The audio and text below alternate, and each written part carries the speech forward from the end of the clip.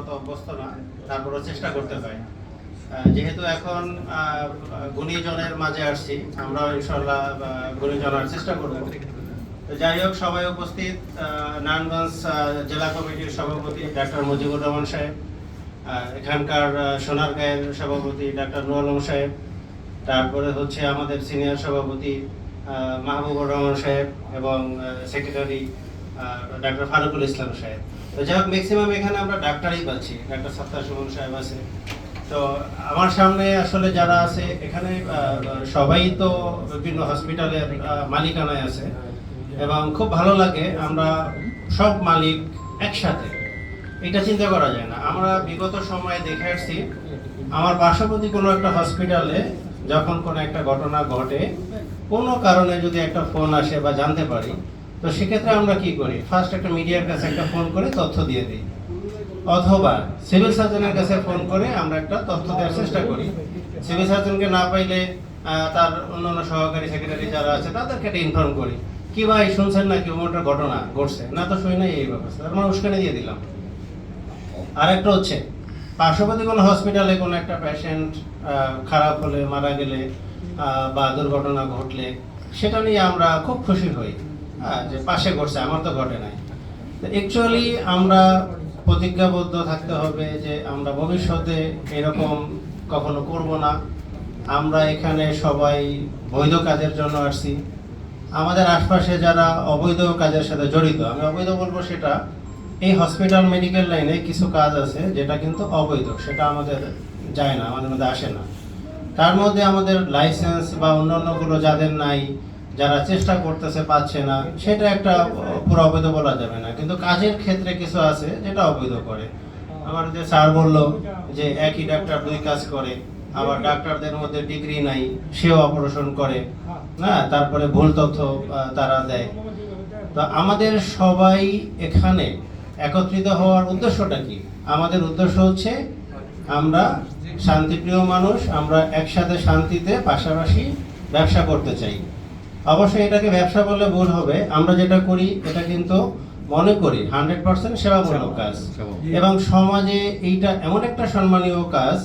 হ্যাঁ, আমি কোন শিক্ষাগত যোগ্যতায় আসছি সেটা বিষয় না, আমি যখন ওনারশিপ বা মালিকানার চেয়ারে বসি, আমাকে কিন্তু অনেক বড় বড় লেভেল লোকেরা স্যার স্যার বলে সালাম করে। এখানে আমাদের একটা নুরাম সাহেব বললো, উনি একটা কলেজের সাথে জড়িত, উনি প্রিন্সিপাল, উনি ওখানে একটা সম্মান পায়, হসপিটাল লাইনে সম্মান পায় না।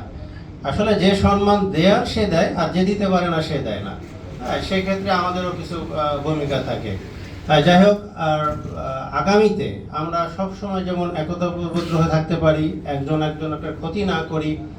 এই সোনারগাঁ নারায়ণগঞ্জের একদম কাছে, 2500 রূপগঞ্জ কাছে। আমরা যখন শুনি যে সোনারগাঁয়ের একটা ঘটনা ঘটছে, 2500 একটা ঘটনা ঘটছে, তার আমরা আফসোস করি আসলে এরকম কেন হলো।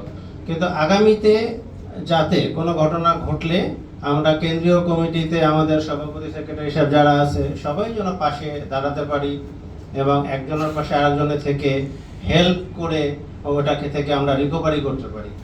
আর একটা বিষয় হচ্ছে, আমরা ইতিপূর্বে অনেকের ঝামেলা শুনি, থানা থেকে পুলিশ এসে অনেক ঝামেলা করে, এমনকি তাকে সাথে সাথে অ্যারেস্ট করে নিয়ে যায়। তো অ্যারেস্ট করে নিয়ে গেলে কি হয়, পরবর্তীতে কিন্তু সে জামিনে চলে আসে।